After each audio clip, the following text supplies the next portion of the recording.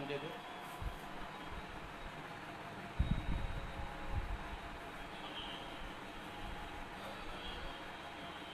उपासक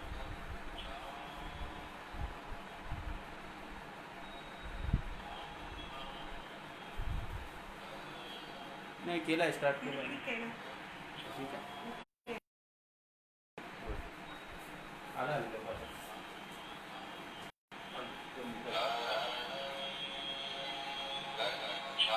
बरोबर दिसते का?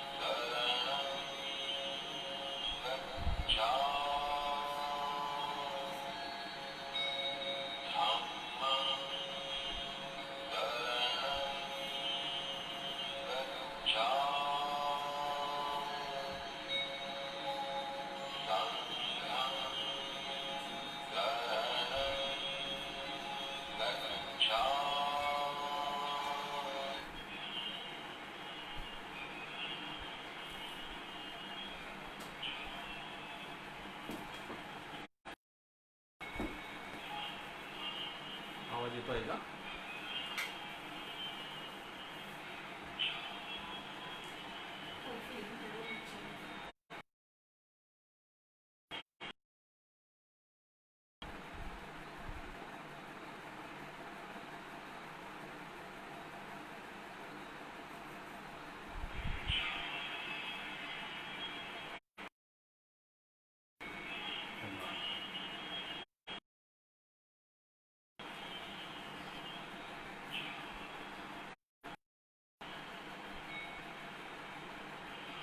नमो तस्स भगवतो अरहतो सम्मा सम्बुद्धस्स. नमो तस्स भगवतो सम्मा सम्बुद्धस्स. नमो तस्स भगवतो अरहतो सम्मा सम्बुद्धस्स. संपूर्ण विश्वाला शांतीचा संदेश देणारे महाकारुणिक तथागत भगवान गौतम बुद्ध आणि बोधिसत्व विश्वरत्न डॉक्टर बाबासाहेब आंबेडकर यांना सर्वप्रथम दिवारवंदन. तसेच सर्व महान पुरुष आणि माता यांना सुद्धा वंदन. या वर्षभर काळामध्ये जे बौद्ध भिक्खू सर्वांना उपदेश देत असतात त्यांना वंदन. आपल्या सगळ्या बौद्ध धम्माची भारतीय बौद्ध महासभा, त्यांचे सर्व उपासक उपासिका यांना माझा सप्रेम देवी. आणि तुम्ही सर्व उपस्थित असलेले FB लाईव्हवर सर्व उपासक उपासिका यांना माझा मैत्रीपूर्ण जय भीम. मी उपासक शैलेश नारायणराव कापसे, नागपूर विदर्भ विभाग, धम्मकाया फाउंडेशन फेडरेशनचा एक धम्मप्रचारक आपल्यासमोर आज वर्षवार धम्म प्रवचन मालिकामध्ये विषय घेऊन येत आहे. माझा विषय आहे अनागारिक धम्मपाल यांची जयंती. अनागारिक बरेच त्याबद्दलची मी माहिती सांगणार आहे. मी प्रत्येक वेळेस आपण महापुरुषांची आणि महापुरुषांची का साजरी हा नेहमी प्रश्न पडत असतो. महापुरुषांची जयंती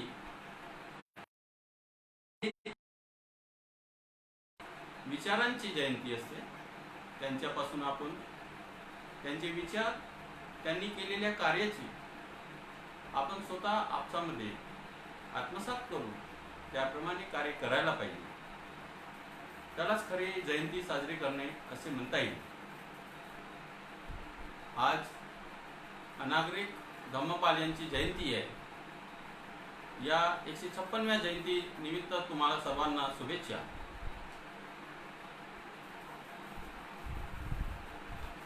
धम्मकाया फाउंडेशन अँड फेडरेशन या वर्षवासामध्ये एक एबी लाईव्ह कार्यक्रम आयोजित केलेला आहे। हा कार्यक्रम 5 जुलैपासून सुरुवात झालेली आहे आणि मागच्या 5 जुलैपासून तर मागच्या प्रवचनापर्यंत एक 10 प्रवचन धम्मकाया फाउंडेशन अँड फेडरेशनचे आपल्या समोर येऊन गेलेले आहे।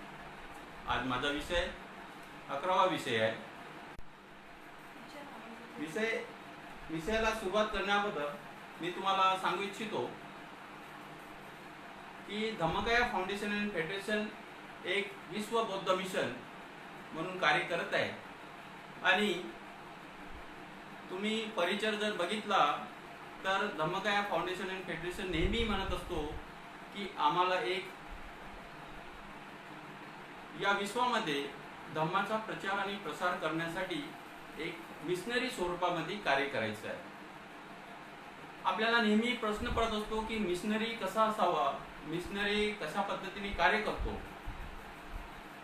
आणि मी तुम्हाला खात्रीने सांगू शकतो की तुम्ही पुढचे 40 ते 50 मिनिटं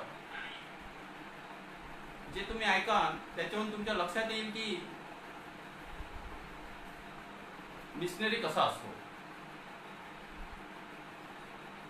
धम्मकाया फाउंडेशन अँड फेडरेशन मागच्या बऱ्याच वर्षापासून कार्य करत आहे आणि आतापर्यंत जे काही विषय घेऊन येत आहे हे विषय महत्त्वाचे विषय असतात। याच्या पुढे पण 3 विषय होणार आहेत। मी सर्वांना विनंती करतो की तुम्ही येणारे विषय पण आवर्जून ऐकावे, कारण धम्मदान आणि धम्म श्रवण करणे हे मोठ्या पुण्याचं कार्य आहे। आपण विषयाला सुरुवात करूया। तुम्ही शांत चित्ताने विषय समजून घ्याल अशी मला खात्री आहे, कारण भगवान बुद्धाच्या म्हणण्याप्रमाणे धम्म श्रवण करणे किंवा धम्म सांगणे हे मनात शांत मनाने ऐकले तरच त्याचा आपल्याला लाभ होतो, त्याची पुण्यपारमी वाढते। अनागरिक धम्मपाल हे मूळचे श्रीलंकेचे। त्यांचा जन्म 17 सप्टेंबर 1864 सिलोन इथे, त्यावेळेस सिलोन म्हणायचे श्रीलंकेला, एक मोठ्या व्यापाऱ्याच्या घरी त्यांचा जन्म होतो। त्यांच्या वडिलांचं नाव डॉन असते आणि माता मलिका। त्यांची माता भगवान बुद्धांना मोठे श्रद्धेने दररोज वंदना घ्यायची आणि त्यांची इच्छा असायची की मला जो पण मुलगा किंवा मुलगी होईल त्यांनी बौद्ध धम्माचा प्रचार आणि प्रसार करावा। जेव्हा अनागरिक धम्मपाल यांचा जन्म होतो आणि माता मलिका त्यांना लहानपणापासूनच भगवान बुद्धाचा धम्म हा नैसर्गिक धम्म त्यांना शिकवतात आणि लहानपणापासूनच त्यांच्या मनामध्ये भगवान बुद्धाच्या प्रती आपुलकी निर्माण होते, श्रद्धा निर्माण होते। आता आपल्याला सगळ्यांना प्रश्न पडतो की त्यांच्या वडिलांचे नाव डॉन असते आणि धम्मपाल यांचं नाव जन्मतः डेव्हिड ठेवण्यात येते।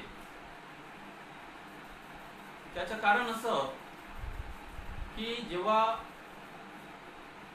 भारतावर 300 वर्ष इंग्रजांनी राज्य केलं, एवढ्या मोठ्या भारतावर, तसेच इतर देशावर पण राज्य झालेले आहे.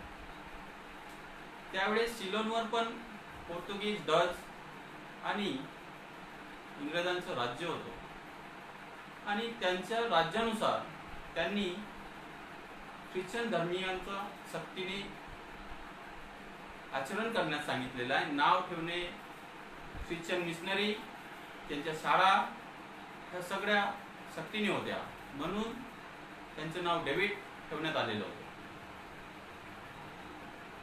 धम्मपाल हे शाळेत जाताना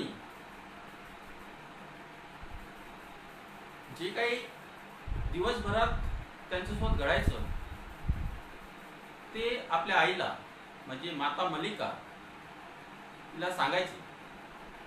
आणि माता मलिका तेव्हा डेव्हिडला सांगायचे की बाळा, तुझं आज हे सील तुटलेलं आहे, तू अमुक व्यक्त केलेलं आहे, त्याच्यामुळे तुझा पंचशिलापैकी हे सील तुटलेलं आहे, हे सील भंग झालेलं आहे. आणि असं सातत्याने जेव्हा चालू होतं तेव्हा त्यांच्या लक्षात आलं की भगवान बुद्धाचा खरा धम्म कसा असतो. त्याचे एक उदाहरण पुढे जेव्हा शाळेत असताना त्यांना भगवान बुद्धाचं एक पुस्तक वाचत असताना त्यांचे शाळेतले ख्रिश्चन मिशनरी जे शिक्षक असतात ते बघतात की हा मुलगा एक भगवान बुद्धाचं चरित्र वाचत आहे. ते त्याच्या हातातलं पुस्तक घेतात आणि खिडकी बाहेर फेकून देतात. स्वाभाविक आपल्यासारख्या व्यक्तीला पण मनामध्ये कुठेतरी द्वेष निर्माण होतो. थोड्या वेळासाठी डेव्हिडला सुद्धा असं वाटलं, पण लगेच त्यांच्या मनात येते, एवढ्या क्षणात त्यांच्या मनात येते की पाण्यावर काडी मारल्यावर जे तरंग उमटतात ते संपायला जेवढा वेळ लागतो तेवढ्या क्षणातच त्यांच्या लक्षात येते की मी भगवान बुद्धाचा अनुयायी असल्यावर मी कोणाचा द्वेष कसा निर्माण करू शकतो. खरा अनुयायी किंवा जो भगवान बुद्धाच्या मार्गावर असतो तो कोणाचा द्वेष करू शकत नाही.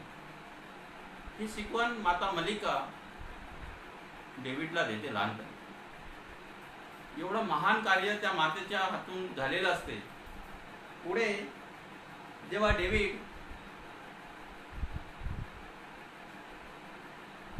भगवान बुद्धाची बौद्ध पौर्णिमा साजरी करावी म्हणून शाळेतून सुट्टी घेऊन जातात,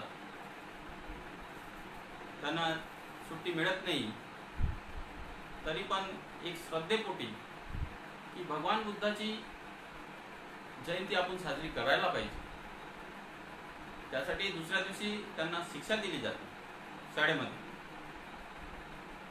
एवढ्या अनुकूल परिस्थितीमध्ये ते भगवान बुद्धाचा धम्माचं कार्य करतात. आता एकटा व्यक्ती भगवान बुद्धाचं कार्य करू शकत नाही.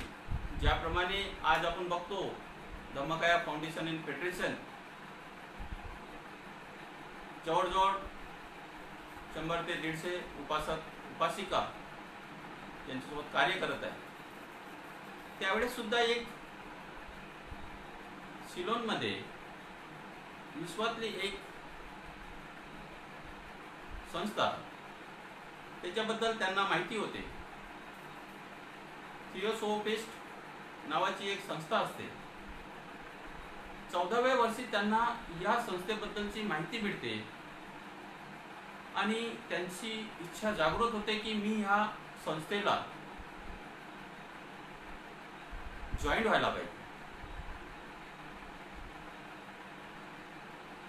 त्यांची इच्छा असते आणि 1880 मध्ये ते जेव्हा 16व्या वर्षाचे असतात तेव्हा या सोसायटीचे संस्थापक कर्नल ऑलकॉट आणि मेम ब्लॅकस्टी, कर्नल हे अमेरिकेचे असतात आणि मेम रूस, या विदेशी दोन व्यक्ती एक संस्थेची स्थापना करून संपूर्ण विश्वामध्ये बौद्ध धर्माचा प्रचार आणि प्रसार करण्यासाठी फिरतात. ते भारतामधून सिलोनमध्ये येतात आणि 1880 मध्ये त्यांची भेट डेव्हिड सोबत होते. डेव्हिडला पहिला प्रश्न पडतो की हे फॉरेनचे लोक हे खरंच भगवान बुद्धाच्या धर्माचा प्रसार करायला आले आहेत की ते दुसरे कोणी सत्ता करण्यासाठी आलेले आहेत. त्यांचा कार्यक्रम अटेंड करण्यासाठी जेव्हा डेव्हिड जातात तर ते बघतात की मला ज्या प्रकारे माता मलिकेने बुद्ध धम्म आणि संघाबद्दलची जी माहिती दिली, ज्या प्रकारे वंदना सांगितली त्या प्रकारेच ही लोक वंदना घेत आहेत, त्रिशरण पंचशील घेत आहेत आणि त्यांना इच्छा होते की त्यांच्यासोबत भेटायची.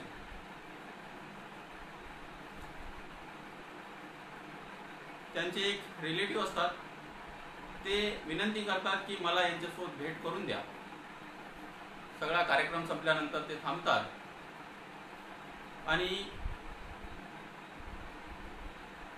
डेव्हिड त्यांना दोघांना भेटते. त्यांच्या एका लेखमध्ये लिहिलेलं आहे की मी पहिल्या वेळेस जेव्हा यांना भेटलो तो दिवस मी कधीही आयुष्यात विसरू शकत नाही, कारण ते भगवान बुद्धाचे खरे पाईक होते जे संपूर्ण विश्वामध्ये धम्म पोहोचवण्यासाठी प्रत्येक देशात जाऊन भगवान बुद्धाचा धम्म सांगत होते. तर ते खरे त्यांची वाणी, त्यांचं बोलणं आणि ज्या प्रकारे त्यांनी डेव्हिड सोबत संभाषण केलेलं आहे, त्यांनी एका पत्रात लिहिलेलं आहे की मी हे आयुष्यात कधी विसरू शकत नाही की मेमनी ज्या प्रकारे मला समजून सांगितलं एक आईप्रमाणे, मी हे आयुष्यात कधी विसरू शकत नाही. आणि तेव्हाच ते ठरवतात की मी या सोसायटीला जॉईन होणार, मी सदस्य होणार. त्यासाठी डेव्हिड 1883 मध्ये त्यांना पत्र लिहितात आणि त्यांना सांगतात की मला तुमच्या सदस्यमध्ये जॉईन व्हायचं आहे, मला तुमचं सदस्य प्राप्त करायचं आहे. पण त्यांना त्या पत्राचं काही उत्तर येत नाही. पण पुढे चालून जेव्हा परत त्या सोसायटीचे संस्थापक कर्नल सिलोनमध्ये येतात तेव्हा ते डेव्हिडला भेटतात आणि तेव्हा डेव्हिड त्यांना सांगते की मला तुमच्या सोसायटीमध्ये जॉईन व्हायचं आहे, मी त्यासाठी पत्र पण लिहिलं होतं. तेव्हा ते कर्नल सांगतात की आम्हाला पत्र मिळालेलं आहे आणि मी आणि मेम यांनी डिसाईड केलं आहे की आम्ही तुम्हाला सदस्यत्व देऊया. मी प्रत्यक्ष येऊन तुम्हाला ते सांगणार होतो म्हणून आम्ही पत्राचं उत्तर दिलेलं नाही आहे. आणि ते सोसायटीला जॉईन होतात. वयाच्या 22व्या वर्षी ते धम्मप्रचाराला सुरुवात करतात सिलोनमध्ये. जेव्हा ते सोसायटीला जॉईन होतात तेव्हा ते घरी एक पत्र लिहितात. पत्र लिहून कळवतात की मी गृहत्याग करत आहे, ब्रह्मचारी याच्यामध्ये गृहत्याग करत आहे. त्यांची घरची कंडिशन फार चांगली असते, मोठे व्यापारी असतात त्यांचे वडील, फर्निचरचे व्यापारी असतात. त्यांच्या वडिलांना थोडा धक्का बसतो की मुलगा माझा गृहत्याग करण्याचा वार्ता करत आहे, पत्र पाठवलेलं आहे. पण माता मलिका यांना आनंद होतो कारण त्यांची मनाची इच्छा होती की माझा मुलगा किंवा मुलगी जे काही होईल तो बौद्ध धर्माचा प्रचार आणि प्रसार करावा, ही त्यांची मनाची इच्छा होती, ती त्यांची सच्ची क्रिया होती. भगवान बुद्धाच्या प्रती त्यांची खरी श्रद्धा असल्यामुळे त्यांचा मुलगा पुढे चालून बौद्ध धर्माच्या प्रचार आणि प्रसारासाठी जातो.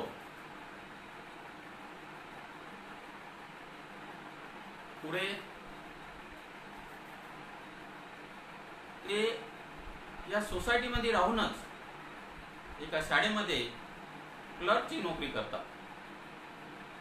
नोकरी करत असताना ते धर्मप्रचार करतात आणि कालांतराने त्यांना संपूर्ण सिलोनमध्ये फिरण्याची एक संधी येते. जेव्हा ते घर सोडतात तेव्हाच ते आपलं नाव चेंज करून टाकतात.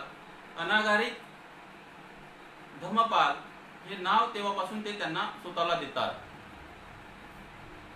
का असं नाव देतात? काय अर्थ आहे याचा नावाचा?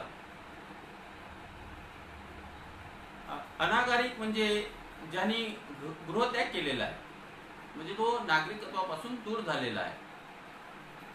आणि धम्मपाल, पाल म्हणजे पालन करणे, रक्षण करणे, जो धम्माचं पालन करतो असा तो धम्मपाल. म्हणून स्वतःचं नाव त्यांनी अनागारिक धम्मपाल असं दिलेलं आहे. जेव्हा डेव्हिड शाळेमध्ये नोकरीला असतात तेव्हा कर्नल पुन्हा सिलोनमध्ये येतात आणि त्यांना बौद्ध धर्माच्या प्रचार आणि प्रसारासाठी शाळा बांधायची असतात आणि त्या शाळेसाठी त्यांना धनप्राप्ती पाहिजे असते. तर त्यांचं म्हणणं असं होतं की मला एक द्विभाषीय, म्हणजे आम्ही ज्या भाषेत बोलेल ते लोकल भाषेमध्ये एखादा सांगणारा व्यक्ती पाहिजे. ते शोधत असतात आणि ही माहिती डेव्हिडला कळते. डेव्हिड राहिलेले नसतात, ते धम्मपाल झालेले असतात, अनागारिक धम्मपाल झालेले असतात आणि ते लगेच तयार होतात की मी तयार आहे तुमच्यासोबत यायला. ते 3 महिन्याची सुट्टी टाकतात शाळेमध्ये. त्यावेळेस त्यांच्यासोबत लॉर्ड बिटन आणि कर्नल हे 3 जण मिळून एक घरासारखी गाडी असते, त्या गाडीत बसून ते संपूर्ण सिलोनमध्ये धम्मप्रचारासाठी जातात. कर्नल आपल्या भाषेमध्ये, इंग्लिशमध्ये धम्म सांगतात, त्याला कन्वर्ट करून लोकल भाषेमध्ये धम्मपाल साध्या त्या लोकांना सांगतात, लोकल लोकांना सांगतात. सतत असं कार्य चालू असते आणि 1-1.5 महिन्यानंतर कर्नलला निरोप येतो बाहेरून की तुम्हाला एका कार्यासाठी बोलवण्यात येते. तेव्हा मग दोघंच राहतात, लॉर्ड बिटन आणि धम्मपाल. यांची एवढी पारमी वाढलेली असते की हे स्वतः धम्म प्रचार आणि प्रसार सुरू करते. पुढे हे कार्य सुरू असताना त्यांनी एक परीक्षा दिलेली असते शाळेमध्ये असताना, की उच्च पदासाठी एक परीक्षा दिलेली असते आणि 2 महिन्यांनी त्याचा रिझल्ट आला आणि त्यांच्यापर्यंत माहिती पोहोचते की त्या परीक्षेमध्ये ते पास झालेले आहेत. जसे ते हुशारच असतात लहानपणापासून आणि त्या परीक्षेमध्ये ते पास झालेले आहे आणि तुम्हाला उच्च पदासाठी लगेच शाळेमध्ये रुजू व्हायचं आहे. एकीकडे कर्नल दुसऱ्या देशात गेलेले आहे, लॉर्ड बिटन सोबत ते एकटे आहे आणि इकडे शाळेमधून त्यांना उच्च पदासाठी पास झाल्याबद्दलचा निरोप आलेला आहे. अशा वेळेस त्यांनी काय करावं? साहजिकच आहे की त्यांनी धम्मासाठी तो त्याग केलेला आहे. त्यांनी लगेच निरोप दिला शाळेमध्ये की मी त्या पदाला आता रुजू होऊ शकत नाही, तुम्ही ते पद दुसरं कोणालाही देऊन टाका. म्हणजे त्यांनी खरा बुद्ध धम्म समजला होता, कारण की भगवान बुद्धांनी सांगितलेलं आहे की त्यागाशिवाय तुम्हाला काही मिळत नाही आणि या धम्मामध्ये जर तुम्हाला खरंच कार्य करायचं आहे तर वेळोवेळी तुम्हाला त्याग करावाच लागेल. हे आधीपासून ठरलेलं आहे आणि ते धम्मपाल यांना माहिती होतं, म्हणून त्यांनी तो त्याग केला. आणि पुढे ते सिलोनमधून संपूर्ण सिलोनमध्ये फिरल्यानंतर त्यांची इच्छा होती की जपानला जाऊन धम्म समजून घ्यावा.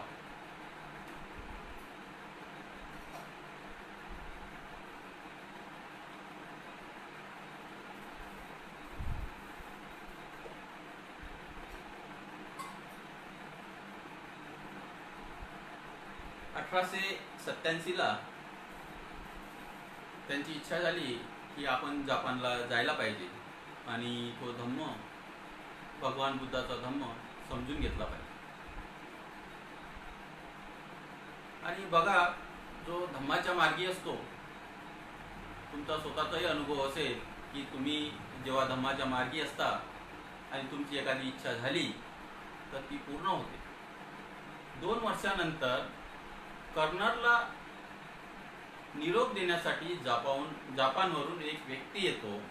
तिथे एक मोठा कार्यक्रम असतो आणि कर्नल ऑर्कार्डला निमंत्रण देण्यासाठी जपानहून एक व्यक्ती येतो. आणि तो सिलोनमध्ये आल्यावर त्याला कळते की इथे एक मुलगा आहे जो धम्माचं कार्य करत आहे. आणि तो त्याला भेटल्यावर तो एवढा प्रभावित होतो की तो त्यांना म्हणतो, अनागारिक धम्मपाल यांना म्हणतो, तो जपानी, की आमच्या इथे असा कार्यक्रम आहे, तुम्ही या. त्यांना आमंत्रण देतो. बघा, म्हणजे त्यांची इच्छा होती 2 वर्षापूर्वी आणि काही प्रयत्न न करता त्यांना निरोप येतो आणि ते आपल्या गुरुसोबत, कर्नलसोबत जपानमध्ये जातात. तिथे तो कार्यक्रम अटेंड करतात आणि तिथे त्यांची भेट गुणरत्न, भिक्खू गुणरत्न यांच्यासोबत होते. पुढे चालून जपानचे जे भिक्खू गुणरत्न यांच्यासोबत ते भारतात येतात. आणि खरा जो अनागारिक धम्मपाल यांचा जो खरा जो संघर्ष आहे तो भारतात आल्यावर सुरू होतो. कारण त्यावेळेची परिस्थिती 1800 आणि 1900च्या मधली जी परिस्थिती होती भारताची, अतिशय दयनीय परिस्थिती होती. त्यावेळेस भगवान बुद्धाचा हा धम्म लयाच गेला होता. त्याचं कुठे पण नाव नव्हतं. पण अनागारिक धम्मपाल यांनी भगवान बुद्धाचा धम्म वाचला होता. त्यांना माहिती होतं की भगवान बुद्धांना जो धम्म बोधी प्राप्त झाली ते ठिकाण बोधगया. बोधी प्राप्त झाल्यानंतर त्यांनी 7 आठवडे तिथे जे साधना केली, त्या वज्रसनाला त्यांची इच्छा होती की जो माझी पूर्ण इच्छा आहे की वज्रसनाला दर्शन घ्यायची. आणि ते गुणरत्न भिक्खू यांच्यासोबत भारतात येतात. मुंबईवरून ते सुरुवातीला सारनाथ इथे जातात. सारनाथला ज्या ठिकाणी भगवान बुद्धांनी पहिलं प्रवचन दिलं, ज्या प्रवचनाच्या पौर्णिमेच्या अनुषंगाने आपला या वर्षवाचा कार्यक्रम सुरू झाला, त्या ठिकाणचं त्यांनी जे वर्णन केलेलं आहे, अत्यंत बिकट अशी परिस्थिती होती. त्या ठिकाणी सुवर मारण्याचं वगैरे कार्य चालायचं. म्हणजे बघा, अशी परिस्थिती होती. आणि ते बघून त्यांना फार दुःख झालं की ज्या ठिकाणी भगवान बुद्धांनी पहिलं प्रवचन दिलं ते ठिकाण आज अशा परिस्थितीमध्ये आहे. तिथून ते पुढे बोधगयाला जातात. बोधगयाला पण तशीच परिस्थिती असते. ते बघतात की भगवान बुद्धाचे जे मूर्ती वगैरे आहे ते सगळे फुटलेले आहेत. त्यांची अवस्था दयनीय आहे. आणि काही महंत लोक त्याला वेगळं रूप देऊन वेगळ्या पद्धतीने कार्य करत आहे, जे आज आपण बघतो आहे. बऱ्याच ठिकाणी तशी परिस्थिती आहे.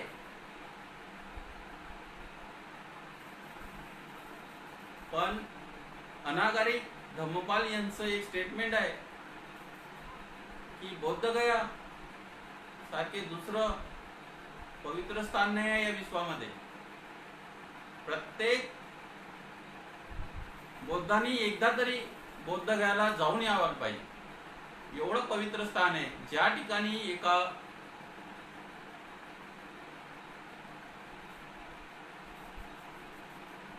भगवान बुद्धांना बोधी प्राप्त झाली, सम्यक संबुद्ध झाले. ते ठिकाण प्रत्येक बौद्ध उपासक उपासिका यांनी आवर्जून जायला पाहिजे, असं अनागारिक धम्मपाल बोलले. आणि त्यांची इच्छा झाली की जोपर्यंत मी हे संपूर्ण बौद्धांना हे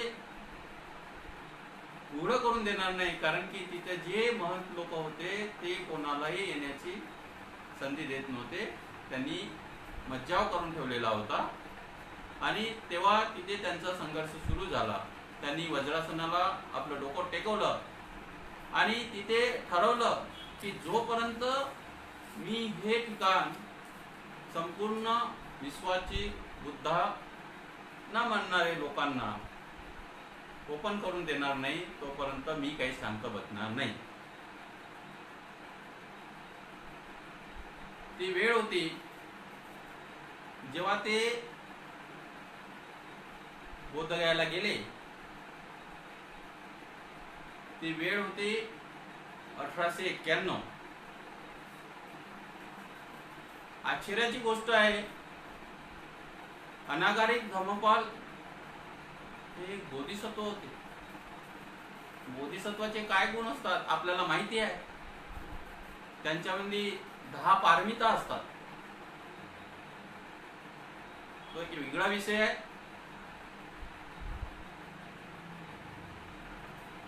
त्यांच्या मनामध्ये एवढी मैत्री असते, करुणा असते.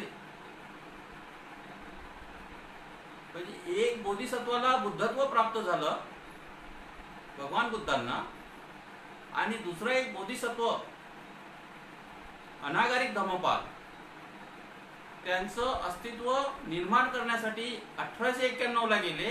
आणि त्याच वेळेस एक दुसरा बोधिसत्व जन्मास येतो. हे किती मोठी गोष्ट आहे.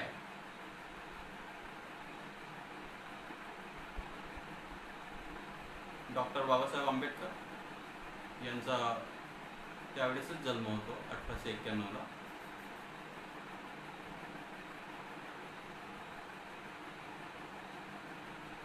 अनागारिक धम्मपाल यांना बोधगयांना महंतपासून सुटका करायची होती, म्हणून त्यांनी महाबोधी सोसायटीची स्थापना केली. त्यांचं मुख्यालय कोलकाता येथे ठेवले. आज पण ते कोलकाता येथे महाबोधी सोसायटीची स्थापना आहे आणि कार्य चालू आहे, सतत कार्य चालू आहे. हे करत असताना त्यांना पैशाची गरज पडली. आणि हे कार्य करत असताना ते कोलकात्यावरून रंगून इथे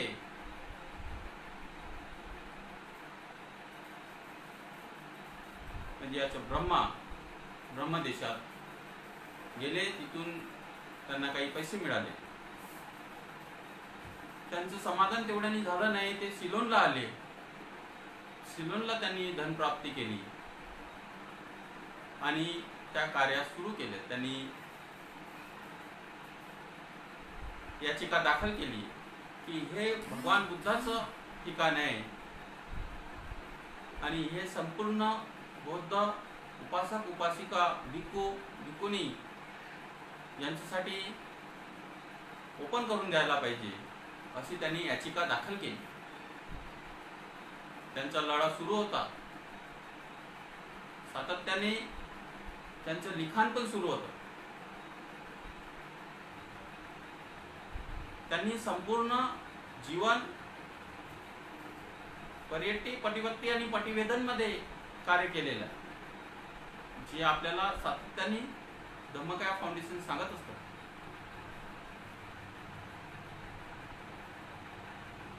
हे करत असताना त्यांचा पत्रव्यवहार चालू होता. संपूर्ण विश्वामध्ये ते पत्र पाठवायचे.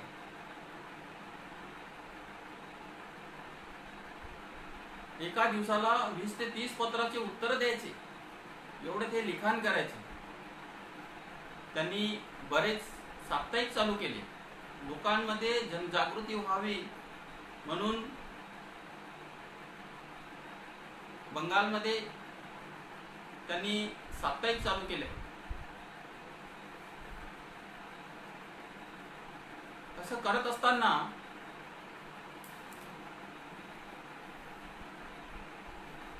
असताना त्यांना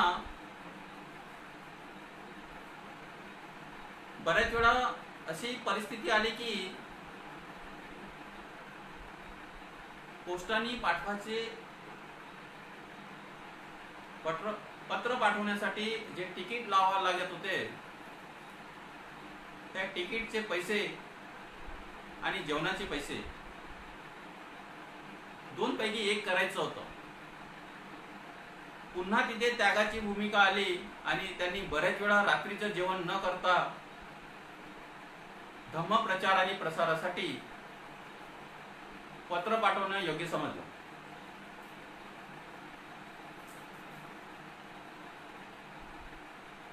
आपण बघतोय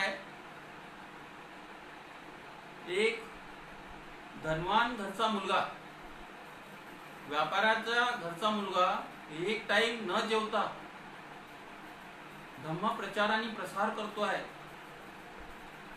सतत तो संपूर्ण विश्वामध्ये पत्राद्वारे आपले मत मांडतो आहे.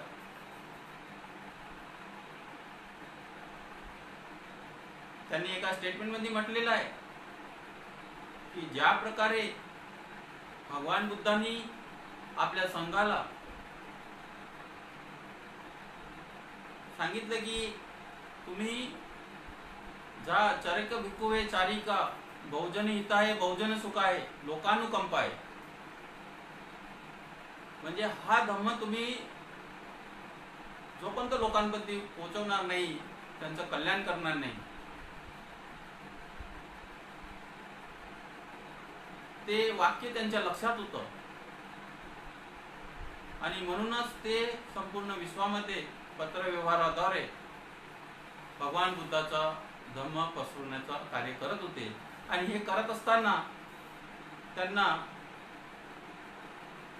एक विश्व धर्म संसद शिकागो इथे आयोजित होते आणि तिचे जे संस्थापक असतात त्यांच्यासोबत यांचा पत्रव्यवहार चालू असतो आणि त्यांना माहिती असते अनागरिक धम्मपाल हे भगवान बुद्धाच्या धम्मावर चांगलं कार्य करत आहे. हिची परिषद असते, हे बौद्ध धम्म परिषद नसते, हे संपूर्ण धम्मावरची परिषद असते. आणि या परिषदेसाठी त्यांचं नाव सुचवलं जातं. त्यांचं कार्य एवढं महान असते म्हणून त्यांना संपूर्ण विश्वातून बौद्ध धर्माचा प्रतिनिधी म्हणून त्यांची निवड होते. त्यांचे जे गुरु असतात कर्नल ऑर्कॉड, त्यांना असं वाटते की हे बाकी धर्माचे लोक इथं येतील आणि इथे या मुलाला पाठवणे योग्य नाही, कारण त्यांचं वय जास्त नसते तेव्हा, 28-29 वर्षाचे असतात तेव्हा. त्यांना असं वाटते की हे टाइम वेस्ट आहे, त्यांची इच्छा नसते. सुरुवातीला धम्मपाल यांची इच्छा सुद्धा नसते, पण त्यांचे सहकारी मित्रमंडळी त्यांना सांगतात की तुम्ही एवढे चांगल्या प्रकारे धम्माचा प्रचार आणि प्रसार करत आहात, तर आमची इच्छा आहे की तुम्ही जायला पाहिजे. संपूर्ण विश्वामध्ये तुम्ही हा धम्म पसरवू शकता. आणि त्या अनुषंगाने ते तयार होतात. त्यांचे समकालीन भारतातले स्वामी विवेकानंद यांची चांगली मैत्री असते आणि ते स्वामी विवेकानंद यांना सुद्धा सोबत घेऊन जातात. त्यांच्या आमंत्रण पत्रावर हे स्वतः गॅरेंटर म्हणून स्वाक्षरी करतात, त्यांचं वकीलपत्र साईन करतात. तुम्ही जर बघितलं, स्वामी विवेकानंद यांचे जेव्हा चित्रण दाखवलेलं असते विश्व परिषदचं, त्यांच्या बाजूलाच अनागारिक धम्मपाल हे बसलेले दिसतील तुम्हाला.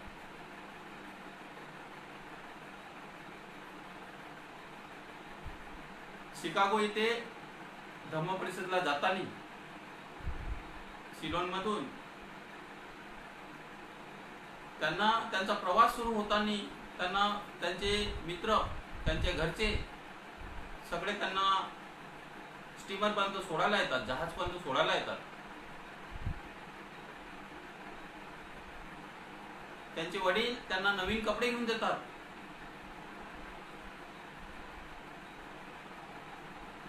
पण त्यांची आसक्ती अशी असते की मी जर तिथे चाललो आहे तर मी तिथच्या लोकांसाठी भगवान बुद्धांचं त्रिशरण पंचशील हे छापून घेऊन जातात. तिथे फ्री मध्ये वाटण्यासाठी ते घेऊन जातात, कारण त्यांचं आयुष्यच फक्त धम्म सांगण्यासाठी गेलेलं आहे. आणि त्यावेळेस ते तोच विचार करतात. आणि शिकागो मध्ये ते जातात. ते जाण्या अगोदर जेव्हा कर्नल यांची सुरुवातीला जरी इच्छा नसली तरी हे जाण्यास तयार होते, तेव्हा ते एक पत्र लिहून त्यांना सांगतात की तुम्ही, आमच्या इकडचा एक मुलगा येत आहे, 29 वर्षाचा आहे, अनागारिक धम्मपाल, यांची काळजी घे जा, असं ते संस्थापकाला पत्र लिहून कळवतात कर्नल ऑर्कॉड. त्यांना असं वाटते एवढ्या दूर हा मुलगा चाललेला आहे, याच्याकडे लक्ष द्यायला कोणी पाहिजे, म्हणून ते स्वतः पत्र लिहून सांगतात. ते जातात. परिषदेमध्ये भगवान बुद्धाचा धम्म सांगणारा व्यक्ती कसा असेल? भगवान बुद्धांनी सुरुवातीला जेव्हा बोधी प्राप्त झाल्यानंतर पंचवर्गीय भिक्खूंना जेव्हा पहिलं प्रवचन दिलं, त्यानंतर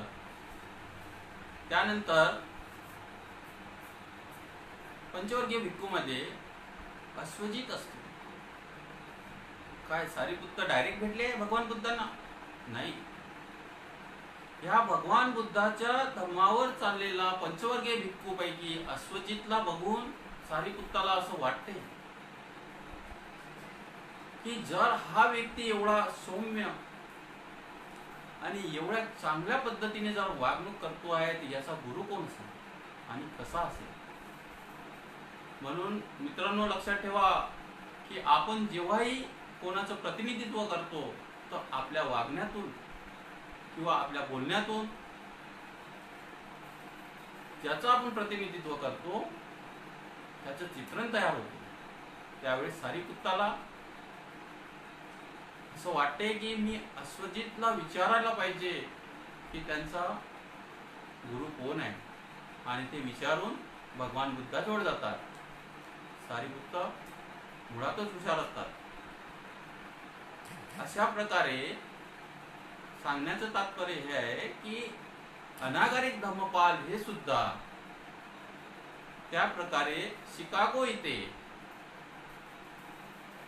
धम्म परिषदेमध्ये भगवान बुद्धाचा धम्म सांगताना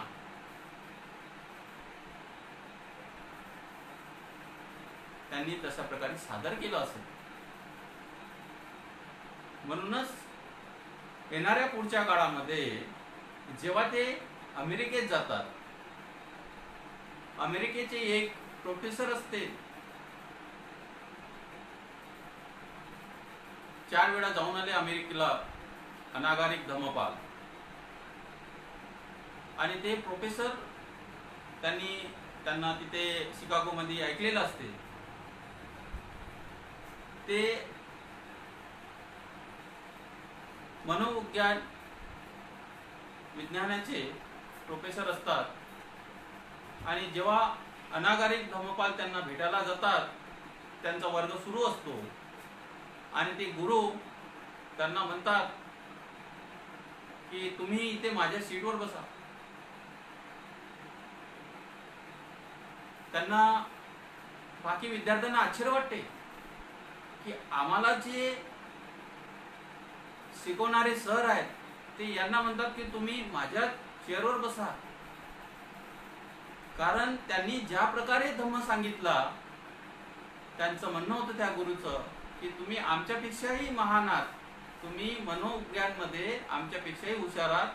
भगवान बुद्धाचा जो तुम्ही धम्म समजला आणि ज्या प्रकारे तुम्ही सगळ्यांना समजून सांगितला, तर एवढं महान कार्य त्यांनी तिथे केलेलं आहे.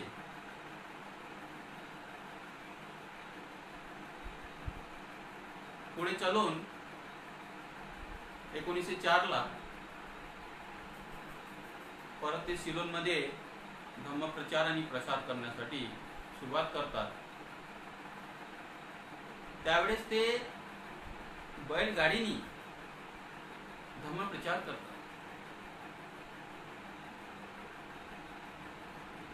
एवढं महान व्यक्ती, पण धम्मासाठी त्यांनी जसं जमेल तसं कार्य केले. परत ते भारतामध्ये येतात आणि भारतामध्ये कोलकातामध्ये त्यांना 1920ला काही कारणास्तव नजरबंदीत ठेवण्यात येते.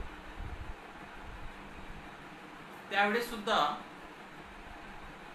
त्यांचे डोक्यामध्ये विचार धम्माप्रतीच असते आणि तिथे ते एक विहार बांधण्याचं कार्य करतात. ते एक बुद्ध विहाराची स्थापना करतात.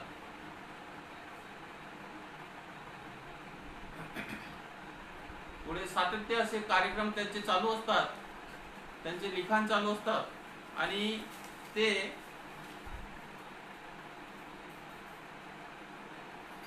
बंगाल बुद्धिस्ट असोसिएशनच्या धम्मदूत हिंदी साप्ताहिक प्रकाशित करतात.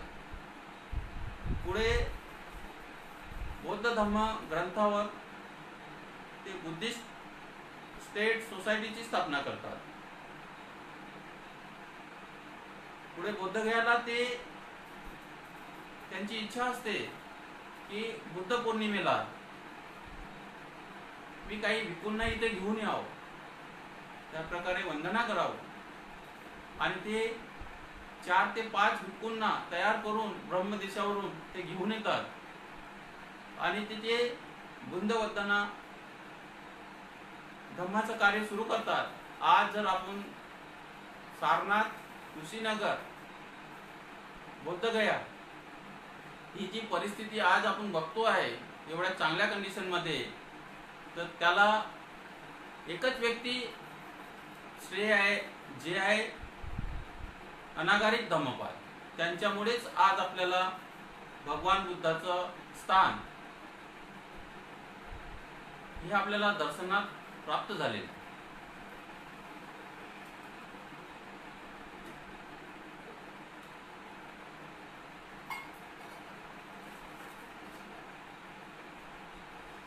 1925ला त्यांची प्रकृती फार हलावली असते. 61 वर्षाचे झालेले आहेत ते. आणि त्यावेळेसही पण त्यांच्या डोक्यामध्ये विचार चालू असतात की आपण काहीतरी धम्मासाठी करायलाच पाहिजे. आणि त्यावेळेस ते विचार करतात की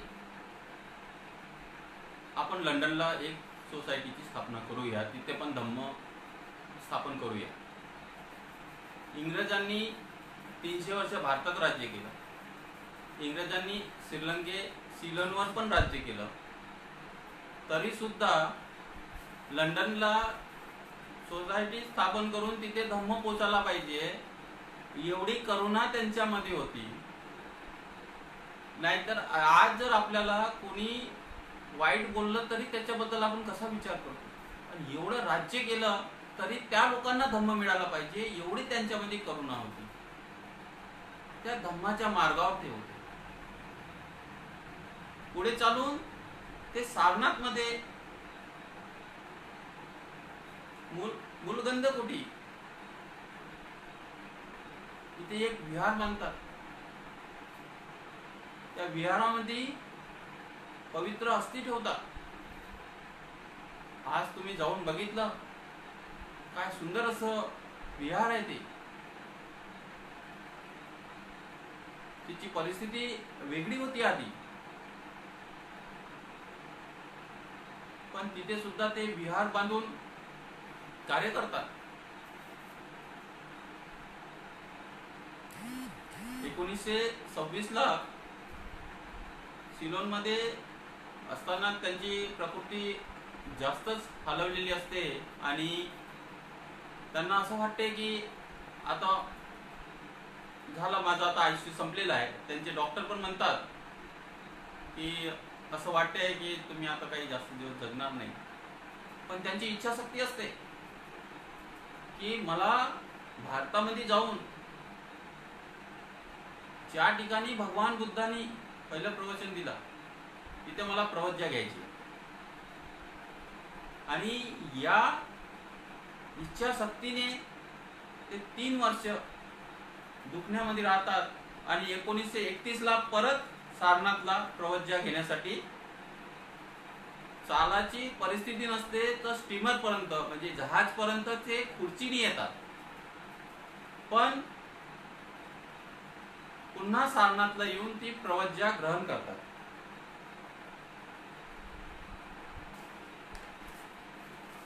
आणि 31 जुलैला रेवत थेरा यांच्या हस्ते प्रवज्ञा ग्रहण करतात आणि तेव्हापासून त्यांचं नाव श्री देवमित्र धम्मपाल या नावाने त्यांना ओळखले जाते. सुरुवातीला जन्माचं नाव डेव्हिड, स्वतः घर सोडतात आणि धम्मकार्यात लागतात.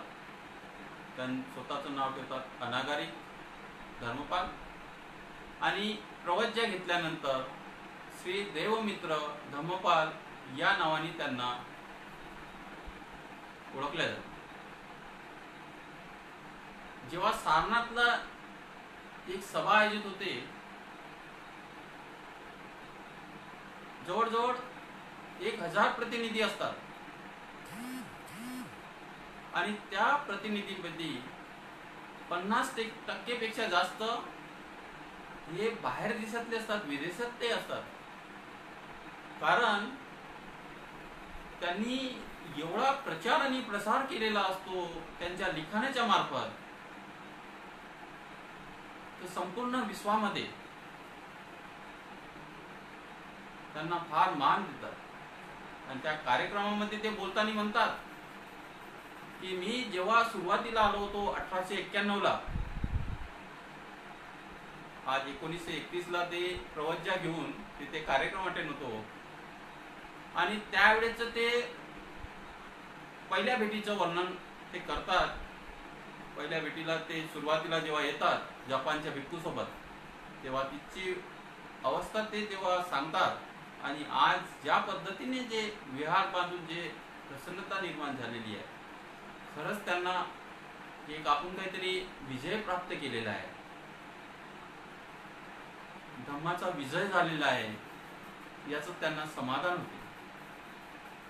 समाधानपूर्वक ते बोलताना ते बोलतात की मला पूर्ण विश्वास आहे की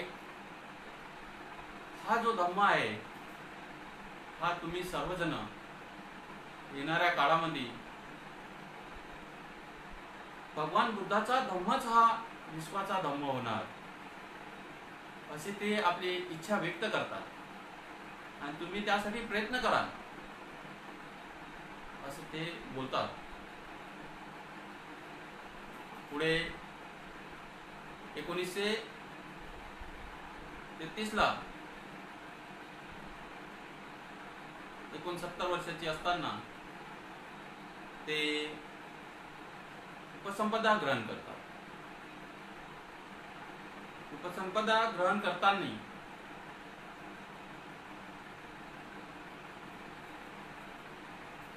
एक डझनपेक्षा जास्त भिक्खू, वरिष्ठ भिक्खू तिथे हजर असतात.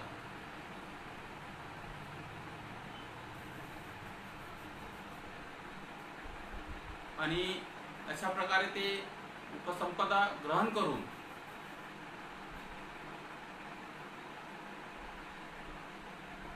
त्यांची अवस्था फार बिकट होते आणि ते कोलकात्याला जातात. कोलकात्यामध्ये त्यांचा एक सेवक असतो, त्यांची ते सेवा करत असतात. सेवा करत असताना ते म्हणतात की माझ्या तब्येतीसाठी, औषधीसाठी तुम्ही खर्च करू नका. हा जो खर्च आहे हा चांगल्या कामासाठी लावा, धम्म कार्यासाठी लावा. पुन्हा त्यांची त्यागाची भूमिका इथे दिसून येते आपल्याला. म्हणजे त्यांचं जीवन आता संपायला आलेलं आहे आणि त्यांना असं वाटते की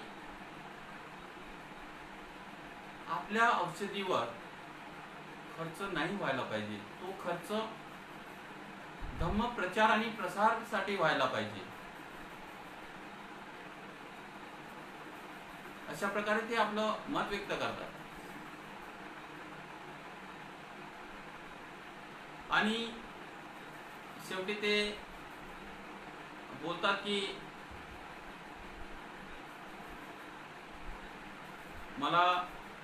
माझी अशी इच्छा आहे की मी 25 वेळा या भारतामध्ये, या भारतभूमीमध्ये जन्म घ्यावा आणि तोही फक्त भगवान बुद्धाचा धम्म प्रचार आणि प्रसार करण्यासाठी. अशा प्रकारे ते आपली इच्छा व्यक्त करतात.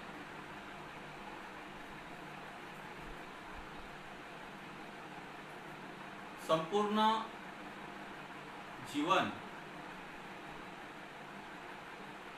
अनागारिक धम्मपाल यांनी धम्म कार्यामध्ये दिलं. त्यांचं कार्य एवढं महान की 1 तासामध्ये सांगणे अशक्य आहे. मला माहिती आहे मला दिलेला जो वेळ आहे तो 1 तासाचा आहे. 1 तासामध्ये माझ्या परीने मी तुमच्यापर्यंत अनागारिक धम्मपाल यांनी केलेलं कार्य, त्या धम्मासाठी केलेलं कार्य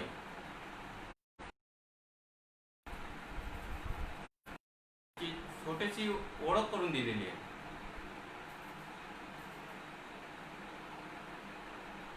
माझी इच्छा आहे की तुम्ही सर्वांनी त्यांच्या जीवनावरचं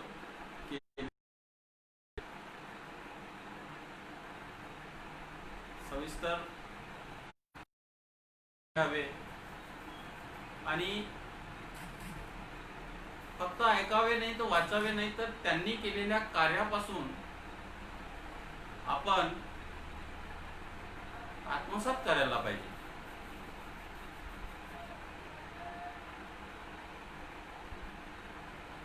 मला जो विषय दिला होता तो विषय वाचत असताना अक्षरशः मला धम्मकाया फाउंडेशन अँड फेडरेशनचे काही उपासकांचे चेहरे समोर आले. मी नाव घेणार नाही.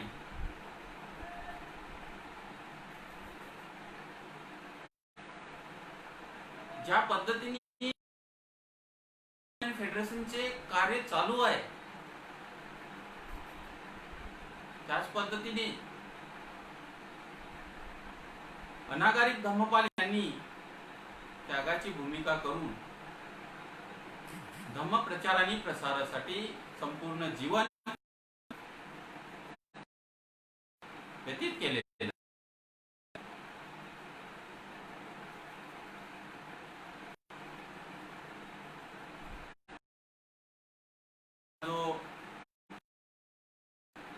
आणि मी मांडणी केला.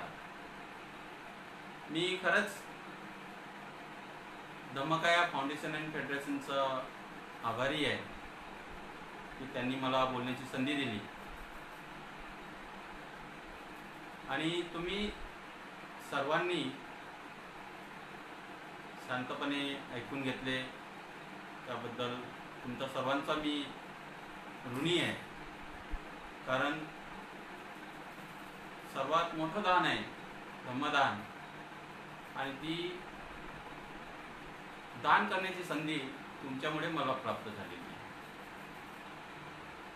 त्यामुळे मी खरंच तुमचा ऋणी आहे. त्याचप्रकारे या कार्यामध्ये मला जो सहभाग दिला माझ्या पत्नीनी, तिचाही मी ऋणी आहे, आभारी आहे.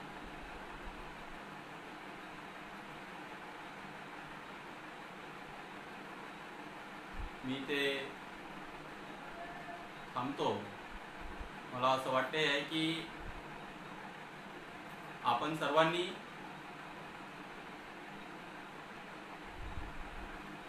नागरिक धम्मपाल यांच्यापासून काहीतरी शिकायला पाहिजे आणि त्यांच्या प्रकारे कार्य करून आपण थोडंफार का ना होईना पण धम्म कार्य करून धम्म प्रचार करावा अशी माझी विनंती आहे.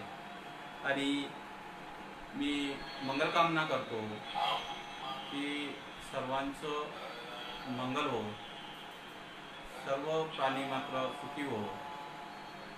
या विश्वामध्ये जे काही दृश्य अदृश्य प्राणी आणि मनुष्य, त्यांचं सर्वांचं कल्याण, सर्वांचं मंगल हो. भवतु सर्वमंगलम्, भवतु सर्वमंगलम्, भवतु सर्वमंगलम्.